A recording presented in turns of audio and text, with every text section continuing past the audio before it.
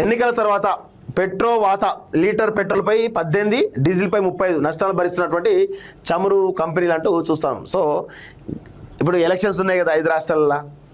ఇప్పుడు ఆల్రెడీ కేరళము మిగతా అయిపోయినాయి కదా. ఇప్పుడు తమిళనాడు, పశ్చిమ బెంగాల్ ఉన్నాయి. ఈ 2 రాష్ట్రాలు ఎన్నికలు అయిపోయే వరకు చమురు ధరలు పెరగవు. సో 2 రాష్ట్రాలు ఎన్నికలు అయిపోయిన తర్వాత అమాంతంగా చాలా పెద్ద ఎత్తున చమురు ధరలు పెరిగేటువంటి అవకాశాలు స్పష్టంగా కనబడుతున్నాయి. లీటర్ పెట్రోల్పై 18 రూపాయలట. సో లీటర్ డీజిల్పై 35 రూపాయలు. సో ఆల్రెడీ చమురు కంపెనీలు నష్టాలు భరిస్తున్నప్పటికీ కూడా మీరు ఎన్నికలు అయ్యే వరకు పెంచొద్దు అని చెప్పేసి చాలా స్పష్టంగా చెప్పడంతో ఇప్పుడు ఎన్నికలు అయిపోయిన తర్వాత పెద్ద ఎత్తున పెరిగేటువంటి అవకాశాలు అయితే కనబడతా ఉన్నాయి.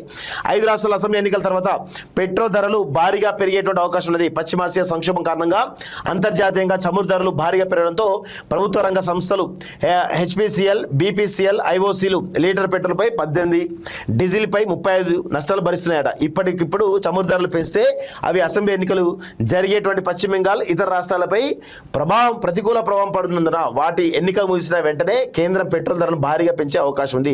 చమురు ధరలు భారీగా పెరగడంతో దేశంలోని 3 ప్రధాన ఆయిల్ కంపెనీలు రోజుకు 2400 కోట్ల నష్టాన్ని ఎదుర్కొండగా ఎక్సైజ్ సుంకాన్ని 10 రూపాయలు తగ్గించడంతో ఈ నష్టం 1600 కోట్లకు చేరుకుంది.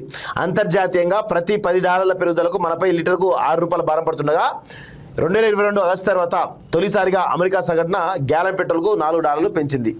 సో 100% పశ్చిమ బెంగాల్ తమిళనాడు ఎన్నికల తర్వాత భారీగా పెట్రోల్ ధరలు పెరిగేటువంటి అవకాశం అయితే చాలా స్పష్టంగా కనబడుతోంది. సో ఇది వెస్ట్ బెంగాల్లో, తమిళనాడులో కనుక ఈ విషయం తెలిస్తే అసలు బీజేపీకి ఒక్క ఓటు కూడా ఏరక్కడ. సో మరి అది చెప్తారా లేదా చూడాల్సిన అవసరం అయితే ఉంది. లోక్సభ సీట్లు 850 అట.